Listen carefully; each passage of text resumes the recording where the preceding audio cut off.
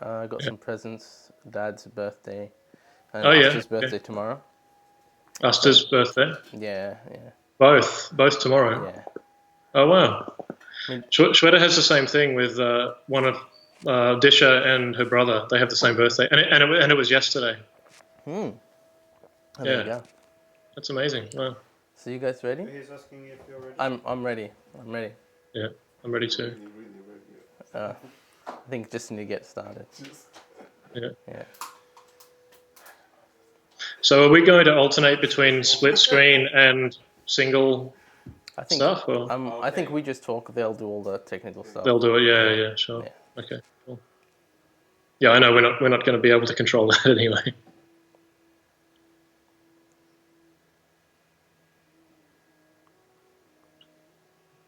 So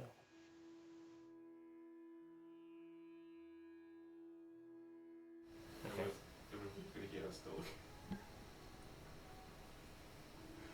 Just wait for him. All right. So who's?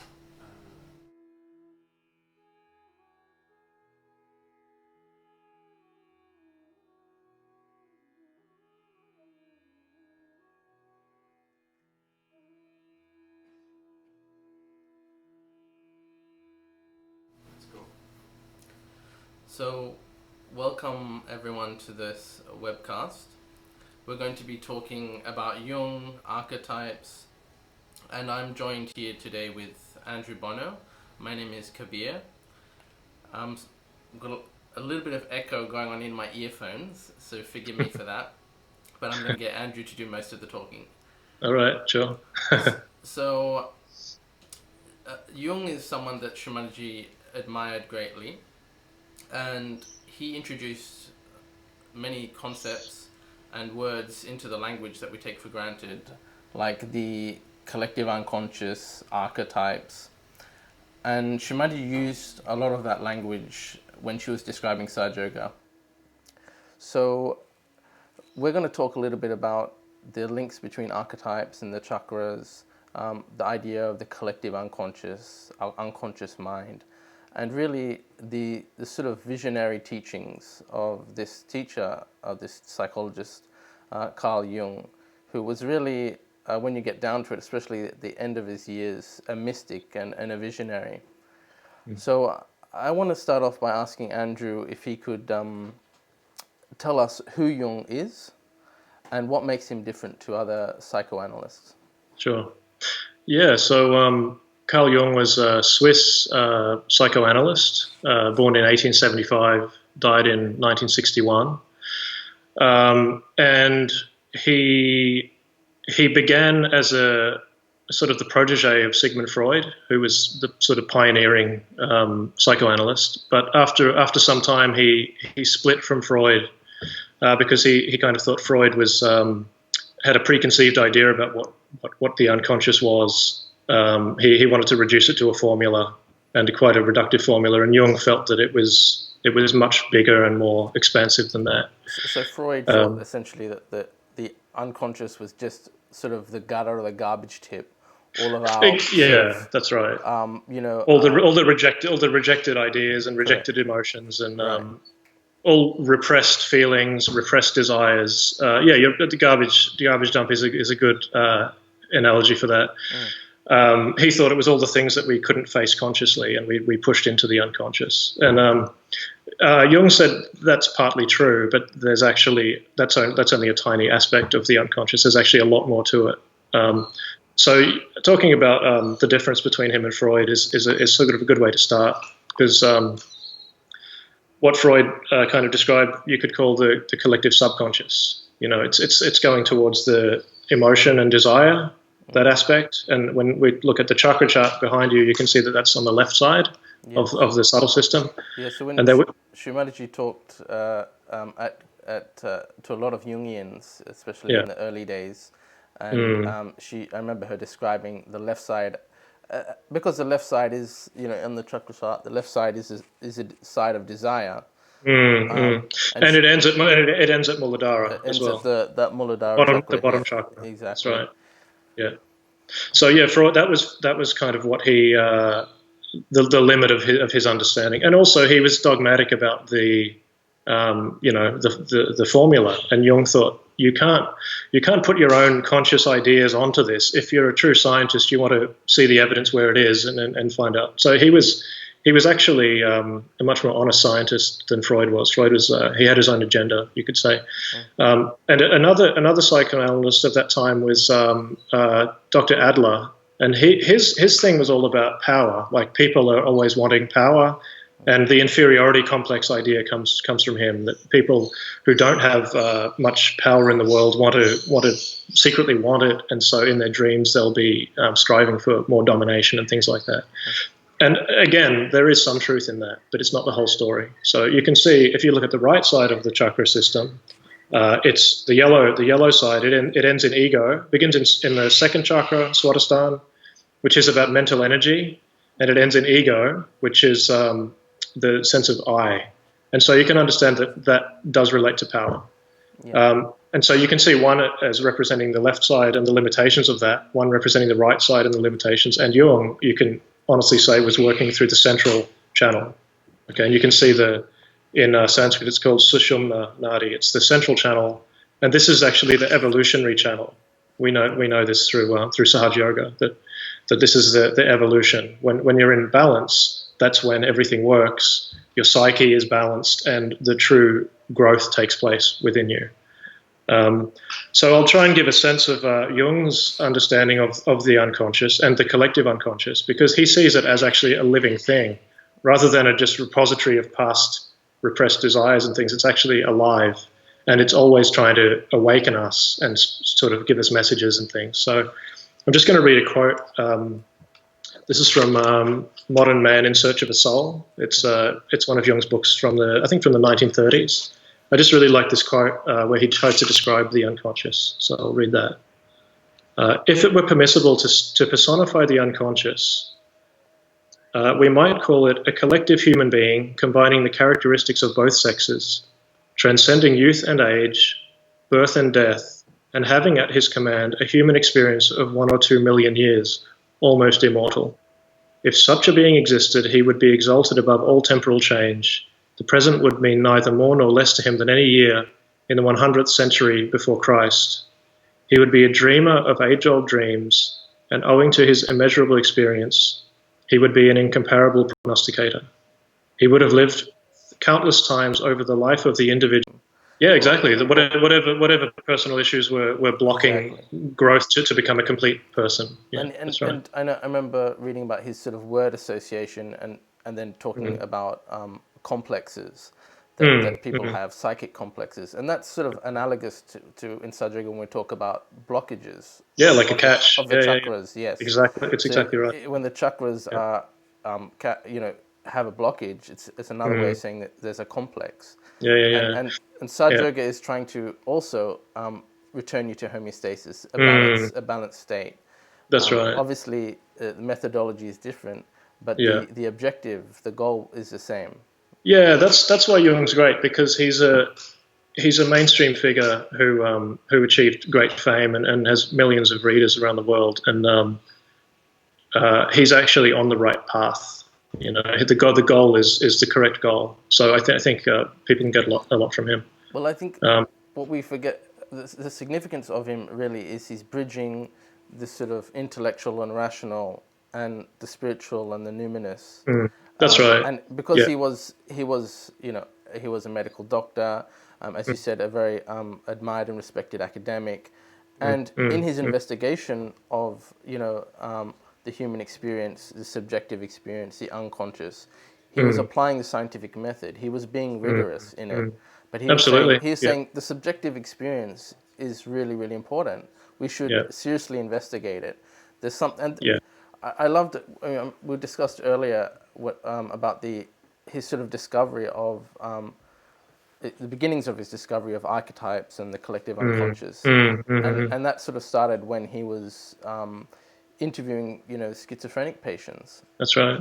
And interpreting their dreams and their unconscious, and he noticed these universal symbols, which were from universal mythology, which they wouldn't have necessarily known of. No, they wouldn't have known about it consciously from having read a book or heard a story or being told it. But it's in there anyway.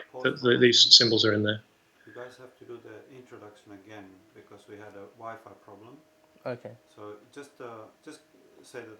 Sorry, guys, but we have to explain the beginning again. So from the beginning again. Will you start again or just? Just do the introduction again and then go back to here. Okay. No, okay, sure. So to the audience, apologies. I heard there was some technical difficulties, and you missed out on the introduction. So I'll just redo the introduction and then we'll continue on with our discussion.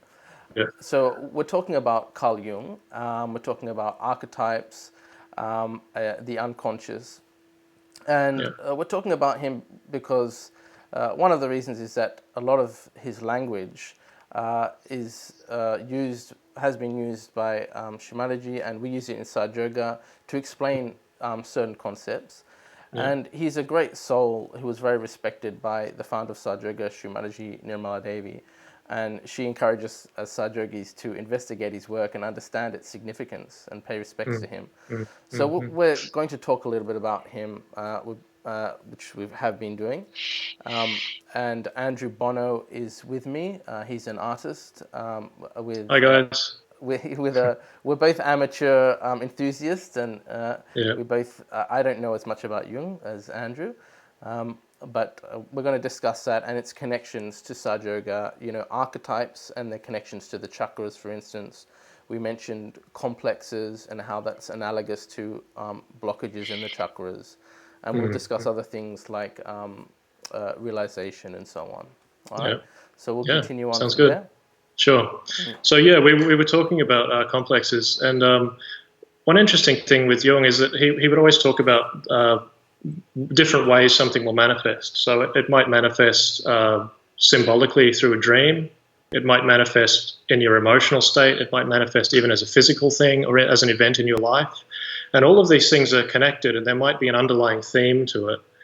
But oftentimes because we tend to be one-sided in our outlook on life, we don't pay attention to all of those different aspects. So I guess that relates to the sort of four personality functions, So most people will have a tendency towards either this is Jung's four qualities, towards thinking, towards feeling, towards intuition, or towards sensation. Okay, and his idea was that you want to have all of these four things like a circle and with four quadrants. You want to be in the center of that circle, and each of these four aspects are in balance with each other. So you'll think when it's necessary, and you'll also intuit when it's necessary. You'll feel whether something's right or not, and you'll also have pay attention to the physical sensations that you experience in life. And if you undervalue one of these things and you overemphasize its opposite, then the undervalued one will go into the unconscious. And often in dreams, it will try to manifest as a character or as a situation to try to teach you something, to say, look, you're not paying attention to this aspect of yourself or this aspect of your life. You need to pay attention to this so that you can get back into balance and you can move forward in your development. Because the aim of life, as Jung saw it, was individuation, and we'll talk about that a bit later, but it's basically a unification and an integration of all the different aspects of the personality, rather than being, overdeveloped in one way. Because we're more than just thinking, and we're more than our ego. Absolutely more.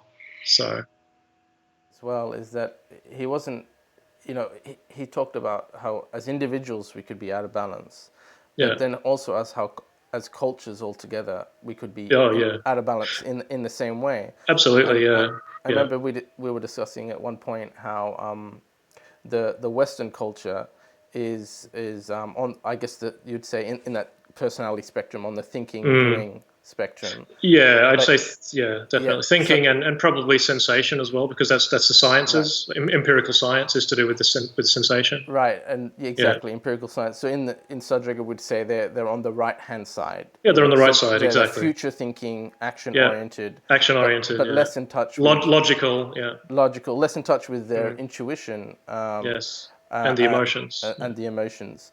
And Shimaji used to describe that as a culture that had a tree that had overgrown, but had no knowledge of its roots. Right. Yeah, it's a great image. Yeah. So if you overgrow the tree without the roots taking hold, the whole thing collapses.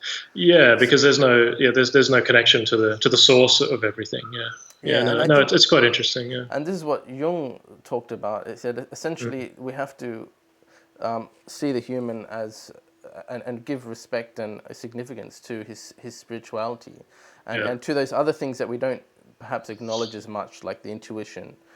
Yeah, that's right. Yeah, well, that's sort of what's happened. I mean, and he would talk about consciousness as a kind of late development in evolution, which it is, and consciousness is the human quality, but it also it gives us the illusion that that's all there is, and if the culture develops in a way which only values the conscious waking state and devalues those other qualities, and especially dreams, then it's one-sided, and you see the effects of mental health in today's world among people in the West. He talked a lot about symbols, and he would talk about symbols in dreams, and then he would also talk about symbols in the collective sense, and that's basically what religions would give. They would give images and ideas to people which were symbolic of something that couldn't be expressed in any other way, kind of profound meanings that were embodied in an image or in a character, like a god or something like that people could put their attention on and identify with to a degree, and that takes them out of the ego space into something much larger. And so you can see in today's culture, we've largely called religion as superstition, and it's not real, in the empirical sense, because we can't experience it through our senses, and so it's undervalued. But it doesn't mean it goes away. These are very, very deep themes, and they come up from the unconscious. And in a traditional society which has less consciousness, like in a tribal society or something, everything is magical. Like a rock is magical, animals, the tribe, and there's a connection between the unconscious realm and the conscious realm, and there's no distinction necessarily.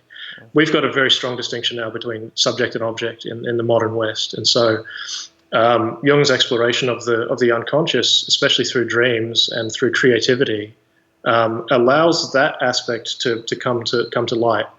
And as you said before, he was a scientist and he applied the scientific method. I mean, he had a career of 60 or 70 years, and he estimated that he analyzed about 80,000 dreams over that time. So when you analyze that many dreams, you start to see patterns emerge that are kind of universal. And so he developed his system from that, from observation of many examples. Well, that's I think it segues nicely into our next section. I want to play a little clip of Shri Mataji talking about the unconscious mind. Right. Yeah. And then after that, we'll explore the idea of archetypes a little bit and the connection to the chakras. Sure. Wonderful. Okay. All right. Great. So we'll just do that. I'll just get that ready. Yep. Cool. Yep.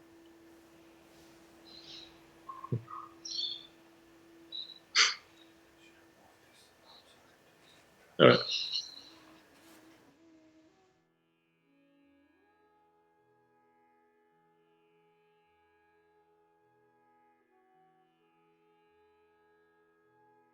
Conscious mind is the mind where you are awake and see things. But there is also unconscious mind behind it. And there is a subconscious mind and there is supraconscious mind. And beyond the supraconscious, there is also collective supraconscious. And beyond the subconscious, there is collective subconscious. There is unconscious mind. The unconscious mind is, in a way, we can say, is the Kundalini. Now, when she enters into your conscious mind, you become enlightened. The conscious mind, about? You have the conscious mind. Conscious mind.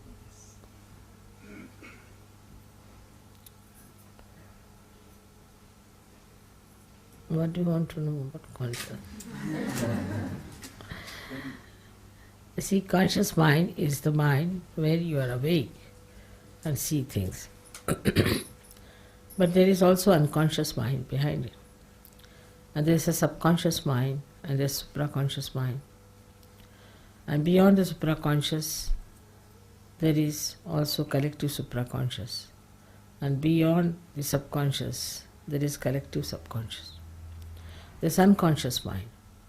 The unconscious mind is, in a way, we can say, is the Kundalini.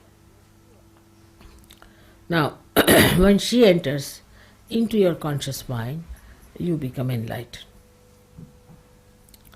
The conscious mind is the mind that is aware of the surroundings, aware of everyone being there, aware of all the things. But an enlightened conscious mind, which is of a high level, is much more conscious of things than you are. For example, I'm quite conscious of people who are catching on the heart. I'm quite conscious of the people who are not yet there. I'm quite conscious of the people who are perfectly there. I'm quite conscious of the people who are nowhere near. But it's all right for me, because I, with my conscious mind, can raise them up. So it's a different situation with me. But with other people, could be that your conscious mind is all the time, depending on your level of advancement, maybe worried about small things, like I have to go home now and it's getting late and will I get a bus or not, could be like that. Then there could be another conscious mind which is thinking about how far I can meditate, how far I can go with it, all kinds of things. But there could be a conscious mind which is enlightened. It's just getting all the essence of what I'm saying and developing and nourishing itself. So when you are enlightened, the conscious mind is something like a tree into which the sap is now flowing. It may be that it is just like a leaf, or it may be it is like a flower, or maybe it is like a fruit. So it changes its forms once he gets realization. If a person gets realization, then the conscious mind goes on getting more and more light. Say, for example, when the electricity comes, you can see this room, you can see another room, you can see another room, you can go around and see, and again you visit all the rooms, then you become aware of all the rooms, so you are conscious of all these. But in the beginning, you are just conscious of a room where you are standing, isn't it? So the conscious mind, like me, say for example, has a conscious mind, that might envelop the whole world. Or a conscious mind of a person who is realized soul, is still not anywhere, just started, then is only conscious as to where is right, where is left, where is this. So before the realization, the conscious mind sees things around you. Out of that also there are categories. Some people see, say for an artist can see something, and a scientist can see something, another poet will see something. So it depends on the conscious mind how it is, has got the trend. But still it won't see something that is subtle behind it.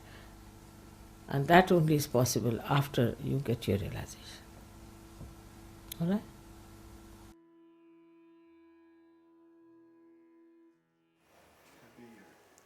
All right, I think we're back. Okay, yeah. So in that little clip, Shri is talking obviously a little bit about the unconscious mind, but also interestingly about what can happen if your conscious mind is enlightened, and ultimately, transformation has to happen. That's right. And reading Jung, I can see that he wasn't just interested in, returning people to normal. He was really interested in people who were seeking transformation. Absolutely, yeah. It's a certain type of person that I think would seek him out and get analysis from him, and also read him. There's a chapter in Modern Man in Search of a Soul where he kind of describes, he calls it the modern man. It's someone who feels that the religious institutions are not really going to give the fulfillment that he needs, but there's still sort of a spiritual longing for wholeness, and a sense that something's been lost in culture, but that it needs to be rediscovered it in a new way. And he's really describing people who are seeking the spirit, and that's really the sense of what he saw the aim of life is to become the self, to be identified with the transcendent aspect of the personality, which is eternal and whole. Yeah, it's good you mentioned that, because the self, or what he calls in his writing the psyche, is it's really this. It's not something mental, is it? No. It's the totality. It's the totality of every aspect. Of every aspect, and I guess in Sahaja Yoga, that's what we think of as what we call the spirit. So when we meditate, and there's that affirmation that we do, where we say, I'm not this body, I'm not this mind, I'm not these thoughts. That's right. I'm not these emotions. I'm not these emotions. I'm not this ego. I am the spirit. You're stripping back everything, letting everything else go, except the thing that's left when there's nothing else there. That's the true self. Absolutely. So he absolutely didn't subscribe to the idea, that the Descartesian idea that I think therefore I am. No. We were much deeper than that. Yeah, that's right. Well, he would talk about the orientation that most people have is with the sense of I, the ego, like I'm me, you're you, and then there's the persona, which is the part of you that you project into the world and other people perceive you as, and then there's the sense of I when you're alone, and that's still the ego. And he said the transformation that happens in the sort of process of individuation is akin to the Copernican revolution. Like people used to think that the Earth is the center of the solar system, and the sun and all the other planets revolve around the Earth. You could think about the Earth as the ego in this case. And then the realization is that, wait a minute, that's not the center. The sun is the center, and we're revolving around that. And so there's that sense of a shift in consciousness that he would see in his patients, where they realize, what I thought I was, I'm not that. There's a deeper aspect of me, a more eternal aspect, which is actually what I am. And then there's these other parts that I can access, but I'm not identified with them as much. They don't have a hold on me. And I think as a culture, collectively, we'll never have that Copernican revolution until we, as you said, are able to remove ourselves from our ego. Yeah. And that's really the continuous goal of this Sahaja Yoga practice. When you meditate, that's what you're attempting to do every time. Each day, twice a day, you're trying to reorient yourself, and remind yourself that you're not those other things. That's right. And what's interesting is that, as we know with meditation, it's not something that you do. It's not like a will, that you control and you like, I'm going to be the spirit. I'm going to be the spirit. It's not on your control. It's more a case of letting go. And trusting that there's this power within you, not only within you, but within all living things. It's the Force from Star Wars. It's in everything, and you surrender to that. You tune into it, and you let it do its work on you, and as a result, your personality changes. So it's a living process. We'll talk a bit about that, because we're going to talk about realization and individuation. Sure. Yeah. But let's talk about the archetypes now. Yeah. Good. Sure. So, what is an archetype? Well, there are different ways to talk about it. I'll just get started and hopefully make a general description of it. You can think about archetypal themes and archetypal characters, and these are things that would appear in your dreams and also would appear in stories, in mythology and religious stories, in films, in novels, in any kind of narrative. These are sort of universal themes or characters that maybe appear differently in different cultures, but have an underlying quality which is the same. So you can think about, like the mother and the father are archetypal figures, and they manifest in the family, but they also manifest in other senses, like you talk about motherland, fatherland, and things like that. And if we think about other themes, maybe like the golden age, or the idea of heaven is an archetypal theme. The idea of death and rebirth is an archetypal theme. These are things that you can see if you look at literature and mythology and dreams. You can see that these are underlying things that are there, even though they appear differently. If you talk about characters, you talk about like a dying and resurrecting hero, or someone who goes through a transformation. So let's talk about that a little bit, because let's talk about some of the archetypes that we have in our chakras. Sure. Yeah. Right? Yeah. Well, one that I thought would be interesting to discuss would be the sort of the teacher archetype, or the guru, or the wise old man. You can see this in all cultures. Yes. And I'll just mention Jung was one of the world experts on mythology, world mythology, and a symbolism in myths. I mean, he was really an expert, and he'd read these old books, and he was well versed in it. And so he had all of this at his disposal to discuss. But if we talk about the guru archetype, we can think about two popular examples. One would be Gandalf from Lord of the Rings. He's a teacher. He's also a guide character. He has powers, and he imparts wisdom. He also partakes of the dying and resurrecting hero, because he transforms from Gandalf the Grey, dies, and is reborn as Gandalf the White. So he's kind of both characters. Another one would be Yoda from Star Wars. As a teacher. Right, he's sort of this wise man, and if you talk about religious figures, I mean, almost all of the religious figures who are heads of religions from history, you could see as gurus. Like Socrates partakes of that guru quality. So does Lao Tzu. So does Confucius, Abraham, Moses, Zarathustra. These are all different kinds of characters, but they have this thing in common, which is that they are there to impart wisdom and teach you about yourself. So, and we recognize in Sahaja Yoga that all these figures are actually reflected within us in the subtle system. These archetypes exist maybe on a platonic level, or they've evolved through the psyche, but they also exist within each one of us as a potential that we can access through meditation. Yes, exactly. So these gurus, what we'd recognize would be in that sort of Nabi chakra. That's right. They exist in the body and the stomach. In that guru principle. Right. So not only, I mean, each of them are progressing human evolution. That's right. And then they become an archetype, an eternal principle. And then they're actually have helped each of us, humanity progress. Yeah, that's right. Well, that's the thing. It's sort of interesting that what you call an incarnation is like someone born who does certain work. They're embodying the archetype. And, we all embody little bits of archetypes in different ways, but there are some historical figures who seem to just be completely connected to that source of that sort of divine source, if you like. And that's their life's work to do that. And once they've lived, they've established that quality. And from then on, for centuries afterwards or millennia afterwards, people now have the ability to access those qualities, whether they be wisdom, forgiveness, compassion, attention, all these kinds of things. They're all steps in evolution. Okay. So evolution doesn't stop with the animals. There's still stages to go, on a human level. That's great. Yeah. I thought maybe, now that we've discussed the archetypes a little bit, sure, we could perhaps do a short meditation with affirmations.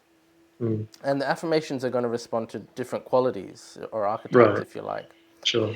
So I'll do a short meditation. So talk about Kundalini a little bit. Yes, then we'll end by talking about, actually, let's talk about Kundalini as an archetype. Yeah, sure. We'll introduce it before I do this meditation. Yeah, sure. So tell us a little bit about this Kundalini and what that archetype represents. Well, I mean, talking about this stuff is always going to be very limited. You can't ever get a full sense of it, but maybe we can try our best. The Kundalini, if you think of it as in the Christian Trinity, there's the Father, the Son, and the Holy Ghost. The Kundalini is the Holy Ghost, and it's the feminine aspect. It's the mother, basically, right? You can't have a family with it. You can't have a son without a father and a mother. For various reasons, the feminine aspect has been kind of pushed to one side in Christianity, being more right-sided or male-dominated. But the Kundalini is kind of the auspicious feminine aspect within each of us at a very deep level, at an unconscious level, but it's one that can be accessed, and it's the Kundalini that actually comes up through the spine. This is actually a real thing that happens. It comes up through the spine, enlightens each of the chakras, and comes out the top of the head, and connects you to this all-pervading power, which is in us, each of us, and in all living things. And the top chakra, its quality is integration, right? So all of the qualities of the chakras exist in the brain as well through the nervous system. And when the Kundalini pierces through the top, it's an integration of all of those. So there are, in the psyche, Jung would talk about the archetype of the anima. In the male psyche, it's the sort of divine feminine, and she will appear in different, depending on what your stage of consciousness is.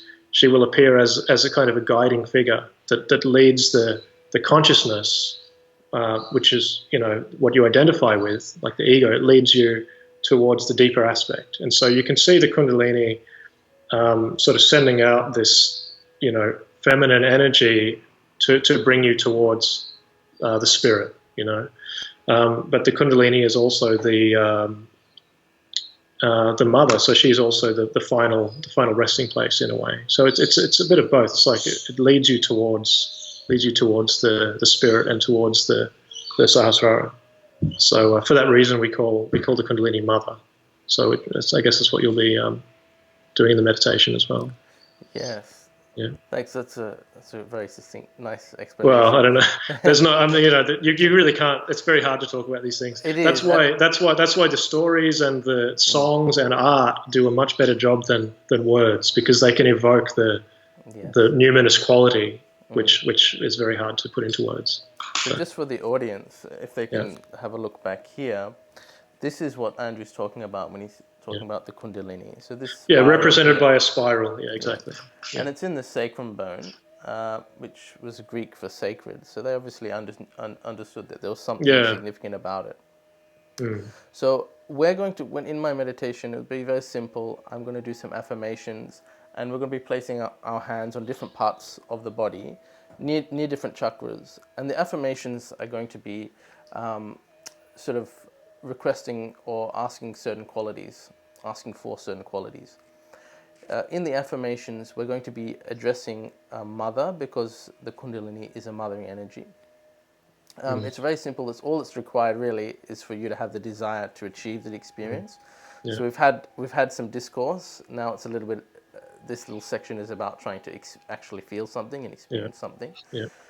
So if you're at home, just sitting, you can either sit on the floor or sit on the chair comfortably with both feet on the ground, about shoulder width apart. We're going to use our right hand, and it will be placed on the body. The left hand will be left open, facing up on our lap.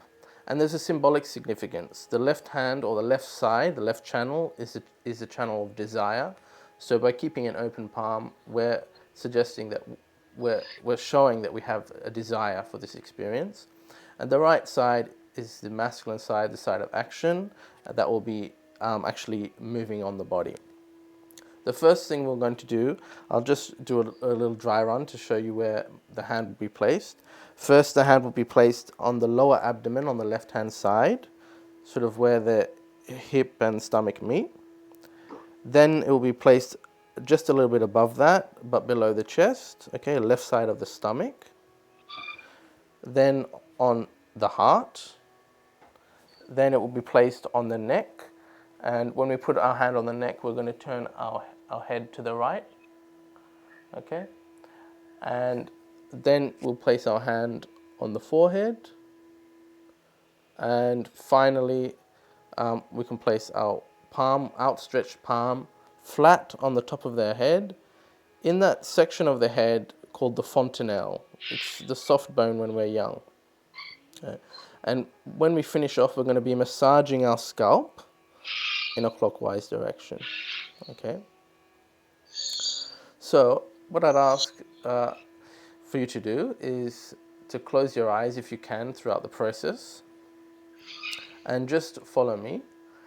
You can say the affirmations quietly to yourself, or if you're alone in a room, you're welcome to say them out loud. It's up to you. All right, so we'll put our right hand on the lower abdomen on the left-hand side, and I'll ask you if you can close your eyes now. And take a few deep breaths.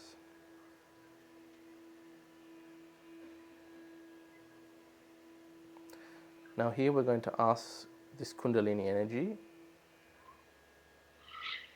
We're going to say, Mother, I am the pure desire. Please establish the pure desire within me. And the pure desire is that desire for the eternal, for something that is not transient. Mother, please establish within me the pure desire. Please give me the pure desire.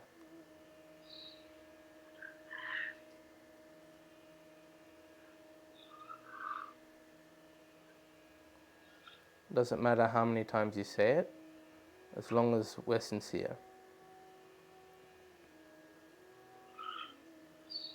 We'll just raise our hand slightly up, so on the left-hand side of the stomach. Now the archetype here is the archetype of the guru, of the master, of mastery. So he will say, Mother, please establish within me self-mastery. You can also say, Mother, I am my own guru.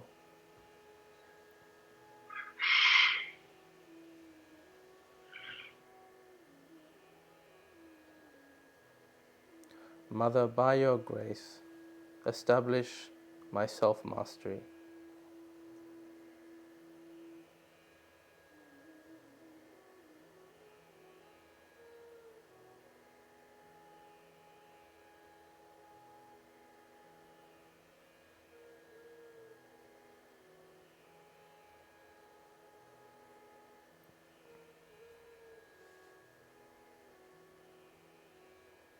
Keeping our eyes closed, we'll bring our right hand to our heart on the left side.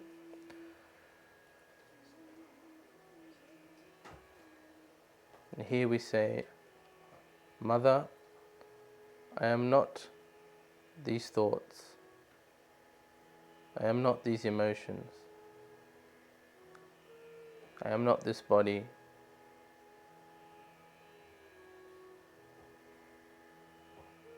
I am the pure spirit. I am neither the ego, nor am I the intelligence.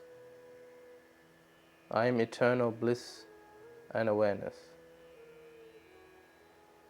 I am the spirit.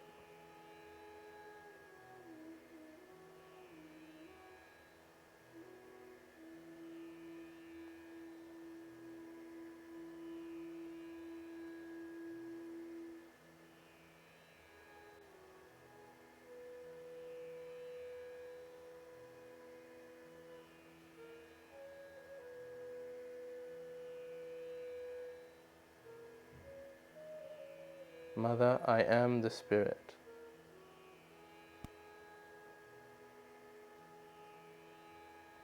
And also say, Mother, please come into my heart.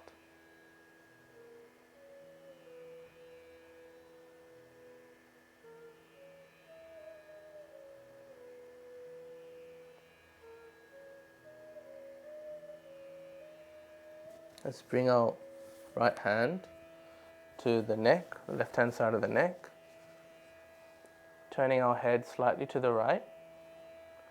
So our hand should be at that spot where the neck and shoulder meet. And at this point, we tend to get complexes, as Jung would say, if we have enormous amounts of guilt. So it's not constructive if we have guilt that just sits within us, rather than us facing the problems that we have and moving forward. So that's why at this section, at this center, we say, Mother, I am not guilty. You need to know that your mother, the Kundalini, knows everything about you. And its only preoccupation is for your ultimate benevolence. It knows you intimately. So we say, Mother Kundalini, Mother, I am not guilty. Say this a number of times. Mother, I am not guilty. Mother, I am not guilty.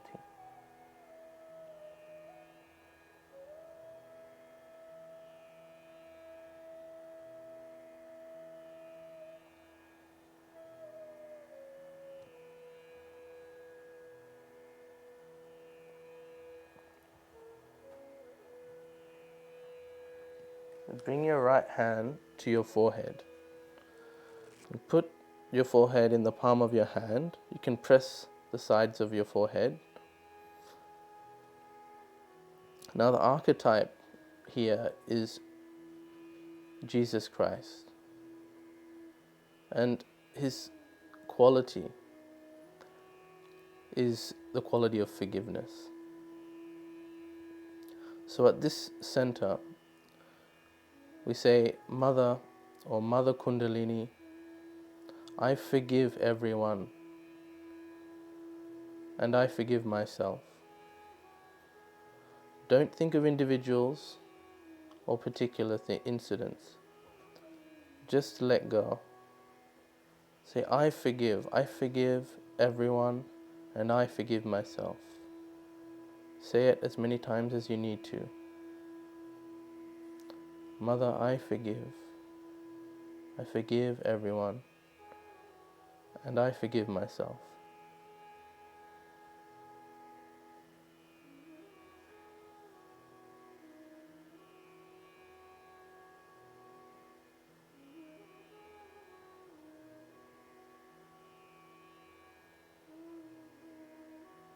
Mother, I forgive everyone and I forgive myself.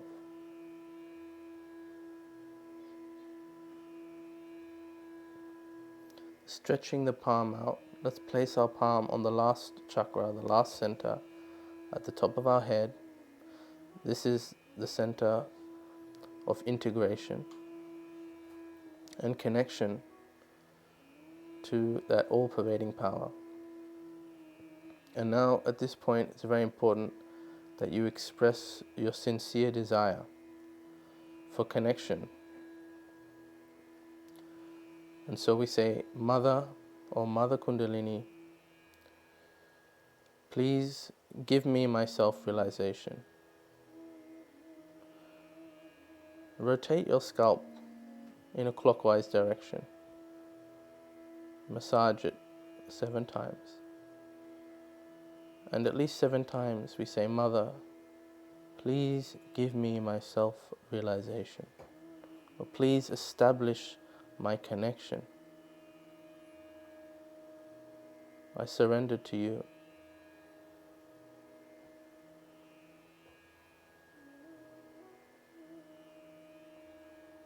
Mother, please give me integration.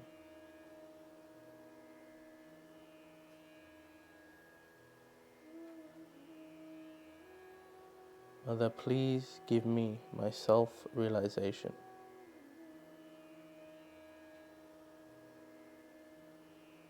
Make sure you're massaging the scalp firmly. Keeping your eyes closed, lift your hand 5 to 10 centimeters above your head. And that little space between the top of your head and your hand is where you should try to let your attention rest. So bring our hands to our lap. Sit silently just for a minute with our attention resting at the top of our head.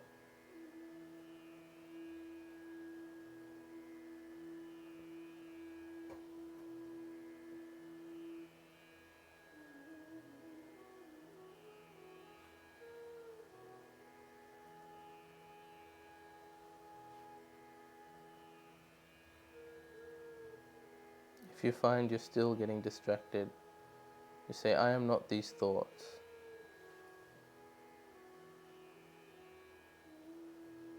Or you can say, I forgive these thoughts, and just re-establish your attention at the top of the head.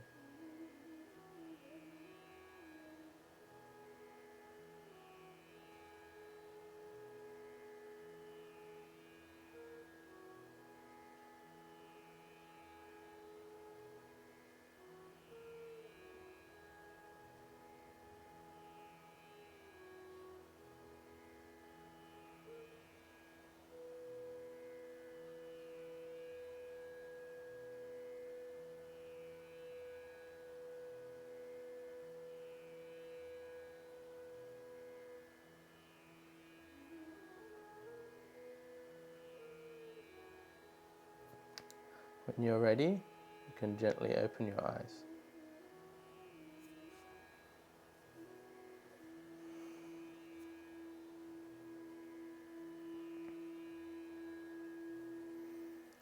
All right.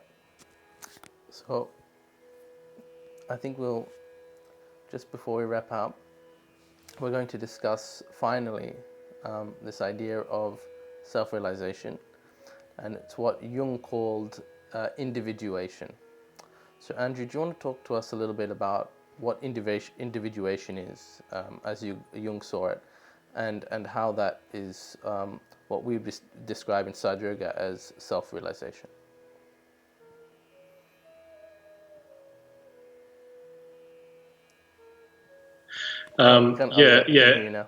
Okay. So yeah, this is the thing that Jung thought was the ultimate aim of life, that every human being is sort of moving towards individuation, which what he meant is that you can't be divided anymore. You're one, rather than you've got conflicting emotions, conflicting thoughts. Your heart wants one thing, your head wants another. You're being pulled in different directions, or you identify with some things, but you feel like you're not that thing. It's a sort of unified state where there's no conflict anymore. An interesting thing he said was that you can't individuate on a mountaintop, which is kind of interesting, because you can think of individuation as he also came up with the term self-realization and self-actualization, which is a term that we use, the term that Shri Mataji uses when she talks about this Kundalini awakening. And he did know something about Kundalini, but the knowledge in the West at that time wasn't great, wasn't as much as it is now, but he was aware of that. But anyway, his idea was that you achieve this state while still being in society. You still can have a job, have a family, have responsibilities and things like that, but to not be swayed by those things. It's like despite what the culture is that you're in, you can achieve this kind of unity. Yeah, he was very, like Shri Mataji was saying, you can't. It's no help to humanity if we renounce everything and leave our families and societies and live in the mountains, because there has to be a collective evolution. And this spiritual experience is for everyone. It's for the householder, and in fact, the biggest challenge, or it's actually more challenging to pursue your spirituality and your self-actualization or individuation amongst all the responsibilities of day-to-day life. So how do you do that and still perform your functions in society, but at the same time be detached from it enough to know that still the most important thing is the essence, Yeah, that's right. So yeah, the model of the kind of Indian model, or even maybe the Chinese model of the monk, or the sannyasi who leaves society and goes and lives in the forest and meditates and just lets go of everything. That's kind of as necessary as that is, and for some people maybe that's the right thing to do. But for most people, it doesn't really help society much. Yeah. There is that tradition where even in Eastern cultures, obviously there's some tradition where they just leave everything, but there is also a tradition where they understand the responsibilities one has in life, and then so you'd have this progression where you'd perform your duty as a father, or say you were a king or an administrator, and towards the end of your life, when you've raised your children and done your work, you would then go off into the forest and pursue your moksha, your spirituality. Right. Yeah, there's different functions for stages of life. And Jung talked a lot about the stages of life. He talked about the sun rising, is like the beginning of life. And, it's all about projecting light out towards the world, and you don't know what height you'll reach until you reach that height. And then at midday, you begin the descent, and you think, well, I'm not as... don't have as much energy as I used to have. People aren't listening to me as much as I want them to. Maybe I'm not as effective as I want to be. And you're looking at where you were just before. You were up there, and now you're coming down. And so his whole thing was about the second half of life. He said the second half of life, the aim of it is to make sense of the first half. Like, you don't know what like all your experiences and things, you need to come to terms with what those are and realize the meaning of them all, and accept the fact that it's not about outward projection and achievement. It's about introspection and knowing the deeper part of yourself. Yeah. So he did see it as a kind of thing that happens to people as they get a bit older. But yeah, I mean, as I mentioned before, it's a reorientation from the ego to the spirit. And I really do think this process happens. I mean, with Sahaja Yoga, we're incredibly lucky because Shri Mataji has given us direct access to this experience. You don't have to really think about it, analyze anything, interpret anything. You just get it. I mean, the process we just did with the meditation, that's how you get it. And then you go deeper into the meditation. But what you'll notice is that things in your life will change after that. Things get more aligned, they get more balanced. Things that you used to be attached to drop off. You don't really need them anymore. You might develop interest in other things, which are potentials that you didn't know you had. And so the orientation changes to something that what you were always meant to be. And so I think there's different levels. There's in India, there's the term Atman, which is undifferentiated consciousness, right? Shiva is the symbol of that. It's the spirit as kind of just pure consciousness, pure light, if you will. And then there's the soul, which is the individual human being with all of their idiosyncrasies, desires, and things like that. And we're both of those things, and we're also it's all together. And so I think the idea is for the spirit, the Atman, to shine through the soul aspect qualities, so that there's this living force actually working through you, and you become one with that. I think it's a really nice sort of note to just about end on. We're running out of time now, but I'd like to finish off with this final talk of Shri Mataji talking about self-realization, and then we'll basically wrap up. So let's play that talk, and then we'll say our goodbyes. Okay, great.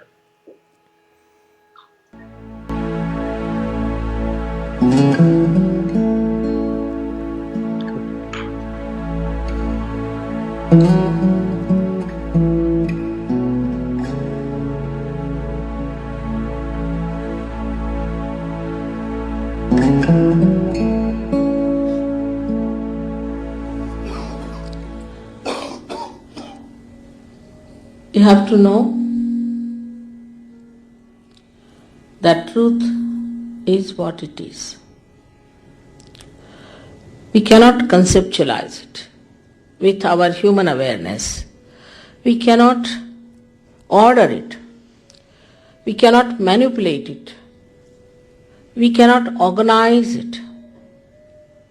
It is what it is, has been and will be. And what is the truth? Truth is that we are surrounded, or we are penetrated, or we are nourished, looked after and loved by a very subtle energy, which is the energy of divine love. The second truth is that we are not this body, this mind, these conditionings, this ego, but we are the spirit. You don't have to accept what I am saying blindly, because blind faith leads to fanaticism. But as scientists, you must keep your mind open and see for yourself what I am saying. If it is so, honestly, you must accept it.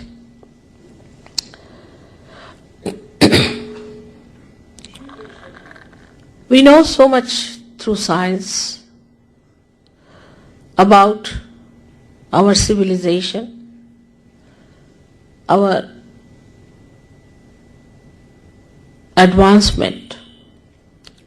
This is the advancement of a tree which has grown outside very much. But if we do not know our roots, we will be destroyed. So it is important to know about our roots. And this is what it is that I would say are our roots. As you can see, there are 7 centers within us.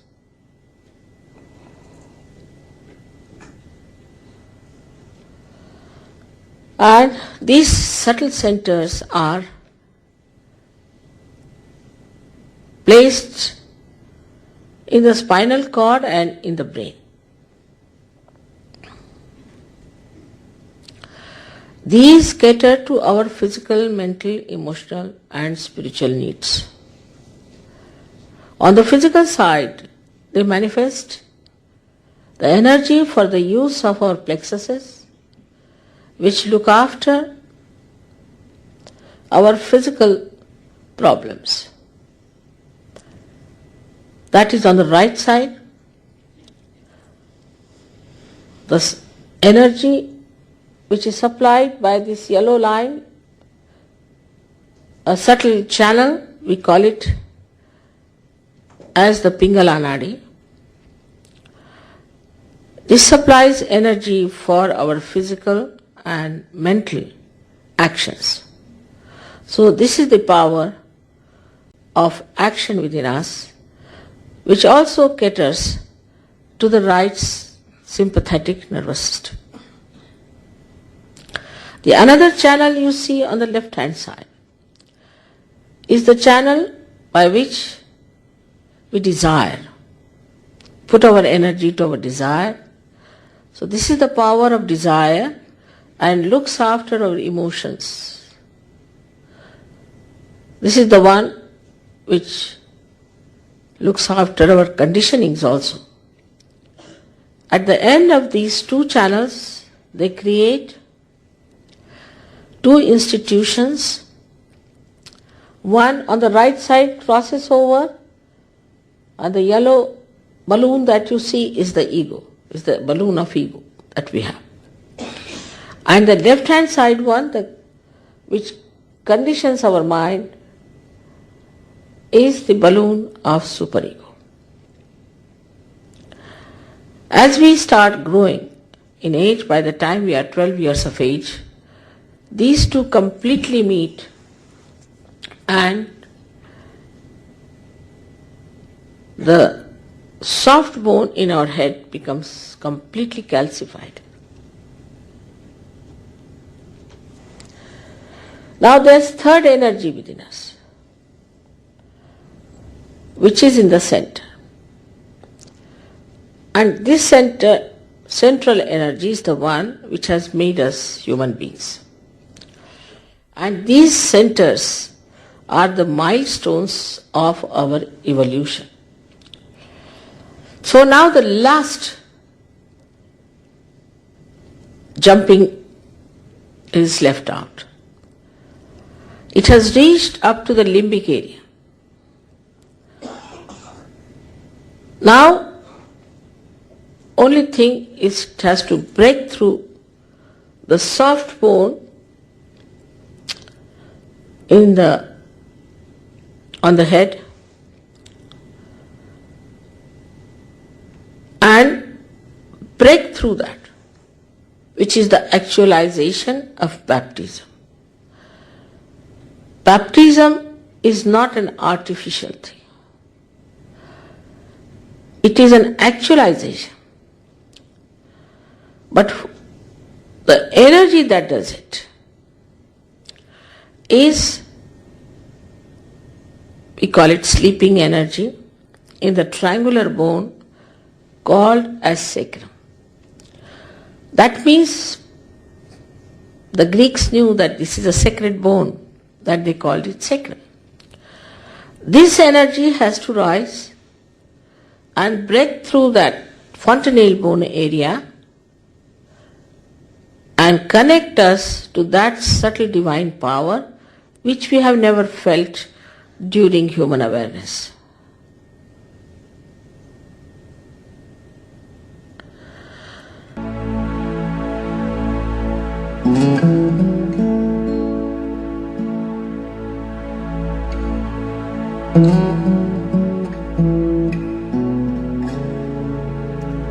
So thank you everyone for joining us.